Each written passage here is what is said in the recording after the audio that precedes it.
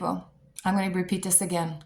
Watch what you see, watch what you hear, and watch what you say, because all of these things are going to create your reality. You see, if you're sitting there listening to songs about your boyfriend or your girlfriend cheating on you, guess what you're creating? Guess what you're thinking about? Guess what you're planting in your mind? A little seed that says, maybe I can't trust him. Watch what you're listening to. Watch the movies. Watch the news. Don't watch the news. Just don't watch the news.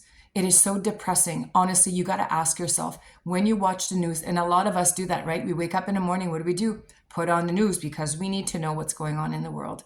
Do you really? No, you don't, because it's all created by 8 billion people collectively thinking different thoughts.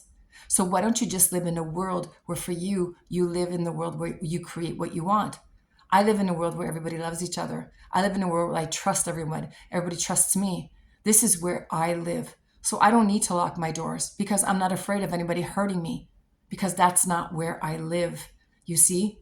So create your own world, because ultimately that's what we're doing. Whatever you think about, believe, feel, create your opinion of, this is what you're going to create in your world. So why don't you create the world you desire? You don't have to be a victim to this 3D world. It's just an illusion.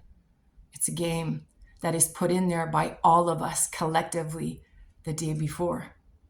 So put in the world or the desires or what you want in your brain and start thinking that way.